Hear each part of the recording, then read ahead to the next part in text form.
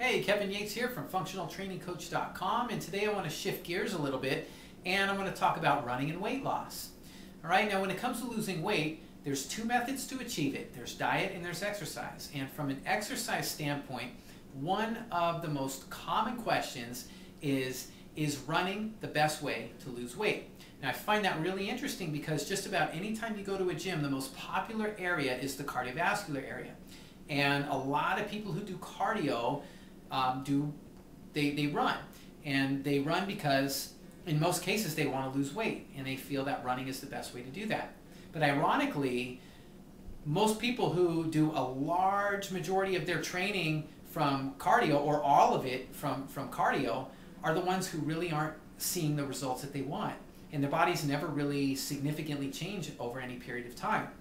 So what I did was I dug a little bit and did some research on the effectiveness of running for weight loss. And I came up with some interesting numbers. Some of these that might really surprise you. So what I did was I had to define the parameters first.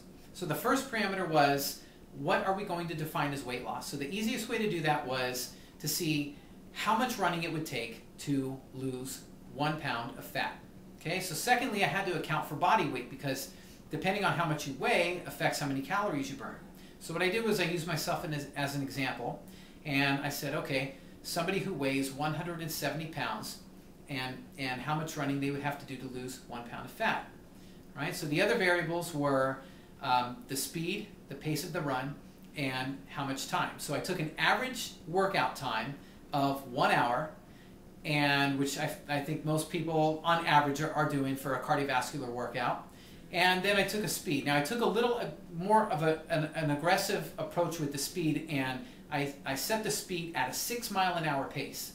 Now most people would not be able to maintain a 6 mile-an-hour pace unless you're an avid runner. So, but I wanted to give the benefit of the doubt and really get a little bit of a higher end range and see what the higher end of it looked like. So the amount of running that it would take for somebody who weighs 170 pounds running the equivalent of a 6 mile-an-hour pace for 1 hour, and seeing how many calories that they would burn in that hour.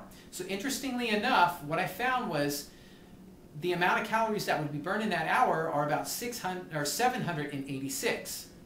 Okay, now keep in mind though that the calorie thing is kind of misleading, because again, what we're looking for is losing 1 pound of fat, all right, burning 1 pound of fat.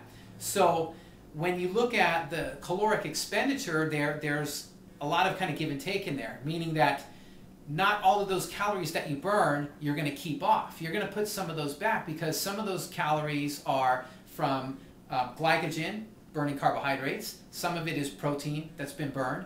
Some of it's fat. And some of the weight you lose is from water as well. So when you look at those things, you know, by the time that you're done with the workout, and you burn those calories, but then you sit down to a meal and you take some carbohydrates and some protein back in, and then you drink some water, you're going to put some of those calories and some of the weight back. So really what we have to look at is the body fat.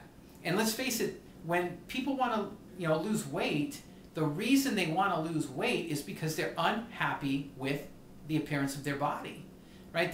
They don't see the definition that they want. They don't have the proportions and the shape that they want. So it just gets muddled a lot of times when people think that to get lean and toned and have the shape and proportions they want, they just need to lose weight. But really what has to happen is you have to lose the body fat to get that. So now what we want to look at is, out of that 786 calories that are burned, how much of that actually comes from fat? So looking at it, and on an average, at best, you're going to have maybe about, you're going to be between 50 to 60%. So I took the high end range again, giving the benefit of the doubt. So I said, okay, let's assume that 60% of those 786 calories came from fat. So what we're left with is 471 calories from fat. Now keep in mind, we're trying to figure out how much running it would take to burn 1 pound of fat. Now 1 pound of fat weighs 3,500 calories. That's how many calories are in 1 pound of fat. So if we have 471 calories that we burn in 1 hour at a 6 mile an hour pace, to get to 1 pound of body fat, that would take roughly about 7.5 hours. All right? Now, again, there's other considerations such as EPOC, but even with EPOC, it's not as big of a contributor as we've been led to believe. So considering the EPOC and everything, we're still left within that 7.5 hour time frame. So it's very interesting because if you scale it down and look at somebody, that's for someone who weighs 170. If somebody weighed about 130 pounds at the same pace, 6 miles an hour for 1 hour, it's going to take them longer. To burn 1 pound of fat, they would be having to run the equivalent of about 9.5 hours.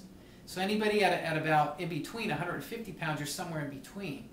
So again, it's really interesting because it goes to show you how much it really takes when you're doing cardio and aggressively doing it at high. This is at the higher intensity range for most people.